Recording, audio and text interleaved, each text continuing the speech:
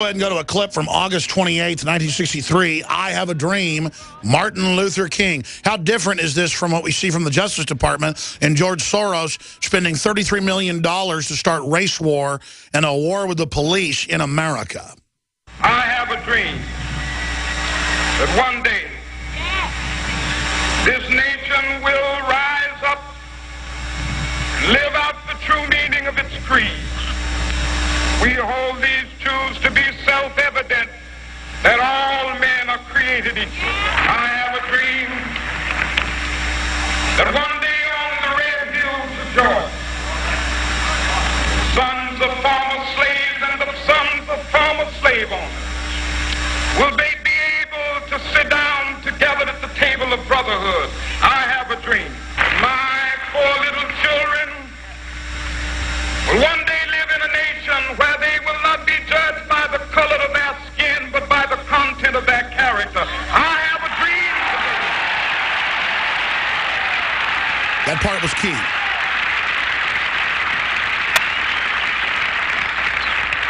I have a dream that one day every valley shall be exalted. Every hill and mountain shall be made low. The rough places will be made plain, and the crooked places will be made straight. And the glory of the Lord shall be revealed, and all flesh shall see it together. Well, we shall overcome. Certainly hasn't happened yet. And if you look at what the government has done, wedding black women to the state, blacks are obviously, by every metric and every statistic,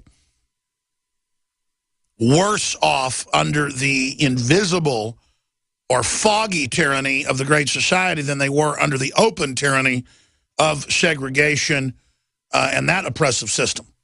Because an enemy and an attack that is open will make you strong. An enemy that's creeping and cold-blooded is the plague, to paraphrase Cicero.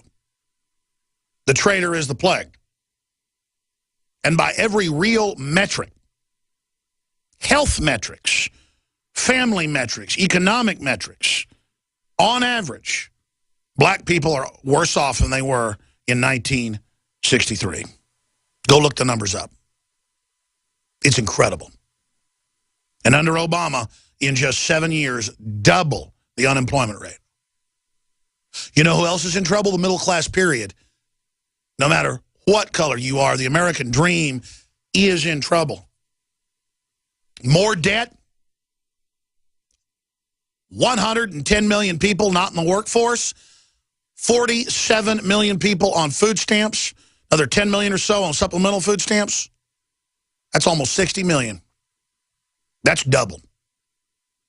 And you don't want to blame Obama, but he's the figurehead for the dumbed-down public.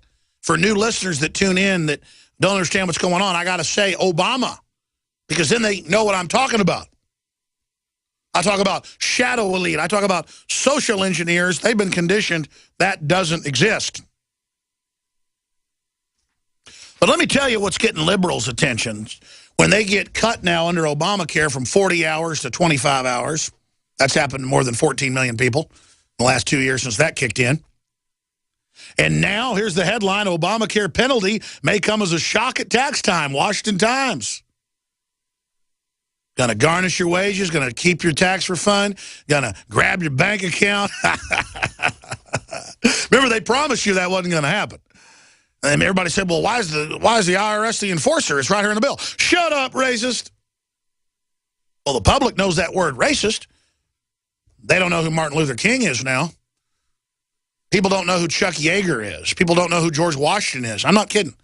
You see the different polls out every year from college students and high school students where 40-something% can't name one founding father, where 70-something% can't name the three branches of government. I mean, the numbers vary, but you've all seen those. But let me tell you, they can tell you who the quarterback is for the New England Patriots. If they're from Florida, they can tell you who the quarterback is for the Gators. And those very same people on an elevator or at a restaurant will say, hey, how about that Cowboys game? That was a bad call, right? And if you go, I don't really watch football. Oh, you're some kind of idiot. You don't know jack squat, do you? Yeah. No, I just know about the battle formations at the Battle of Waterloo. I know about the Rothschilds. I know about them crashing the stock market and taking over the British Empire. in 1815, and I know all about the Charter of the Federal Reserve, and I know all about Pratt House and the CFR and British intelligence, and I've had intelligence agencies from foreign governments and domestic come and visit me. I live in the real world, see. I don't live in football land. Sorry, I'm not very manly. I've just been visited by the Mossad and the CIA and British intelligence and the FBI and the Secret Service and federal marshals. I just break national news stories every week. I am the most listened to radio broadcast at the Pentagon. And I'm not bragging about Alex Jones. What I'm saying is I live in the real world, ladies and gentlemen. And the real world listens.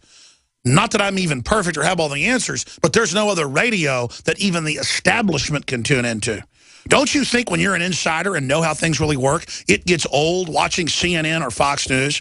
Don't you think it gets old seeing the twisting and not seeing a representation of how stuff really works? Because that's how it really works. You've got less than 1/10 of 1% that really has half the wealth. And they're waging war on the middle class and pushing higher taxes when they themselves are exempt from it. And I'm going to break that down in a moment. It's a fact. They're pulling up the ladders that everybody could get up. They've decided prosperity is not the way to go. They've decided Renaissance isn't the way to go. They've decided Dark Age, infighting, race war is the way to go. They've decided totalitarian management is the way to go because the future doesn't need us, and the elite have made the decision. And so even though half of an American history textbook on average in public school is about wrongs done to minorities to make people guilty, so they can then be guilty and do what Democrats and Republicans tell them to do, or they'll be called racist. It's all there with just dumb, empty-headed kids, white kids to feel guilty, and minorities, who are the majority in most areas, to then feel wronged and race-conscious and hateful. To bring in a new management system of racism. Quite a trick. And to do that, they've had to dumb down the public, and they've done a fabulous job. Videos up on Infowars.com. Some Americans think Martin Luther King just died, that he was the first African American to walk on the moon.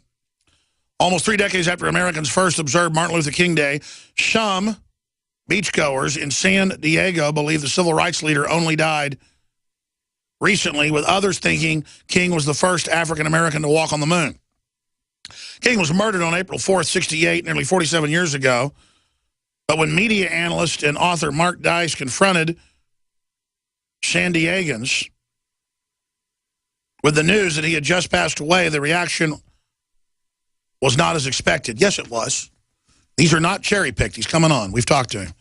We don't need to cherry-pick either. It is shocking how dumb they are.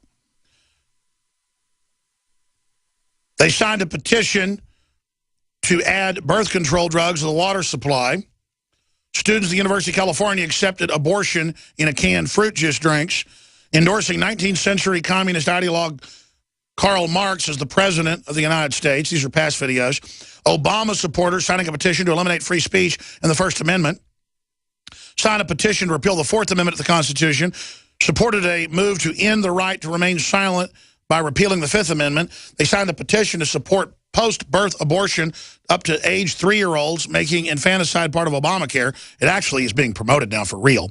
Signed a petition to support making euthanasia of senior citizens mandatory part of Obamacare. Actually, the author of it, Ezekiel Emanuel, called for 75 and up to be terminated. Can anybody say Logan's Run? My mom's in that movie, I should add. It's pretty funny. She's in a scene. Supporting a move to release all illegal aliens from prison no matter what crime they have committed, and then giving them free U.S. citizenship. That's already happening. Signed a petition to grant Obama immunity from all crimes he commits while in office. In another video, San Diegans also expressed their view that not liking Mexican food was a racist form of bigotry. See, all they know, white, black, Hispanic, Asian, is to hate white people, even if they're white, and to hate anything pro-life, and to hate any form of freedom. Just like in Germany, you are not allowed to go out and protest open borders. Anything else goes. But free speech is banned while the president marches for free speech. So let's go ahead and go to this video of the San Diego airheads thinking that Martin Luther King was the first black person to walk on the moon. Here it is. As you probably saw in the news, Martin Luther King passed away this morning. So. It's one of my favorite speeches. The Kennedy speech, his speech, and Lincoln, fourscore and. Are you going to be going to the memorial for Martin Luther King? This is the first I heard about it. I didn't watch the news. I don't even know where it's going to be. Yeah, news just came. He just passed away this morning of a coronary, age of 93. Oh, but that's not so bad. Made it to 93. That's good. Martin Luther King, the first African American to walk on the moon, passed away this morning. Just getting people's reactions to his legacy for the black people. What can I say? Was a good man, no? Hope there's more people like him. A good role model for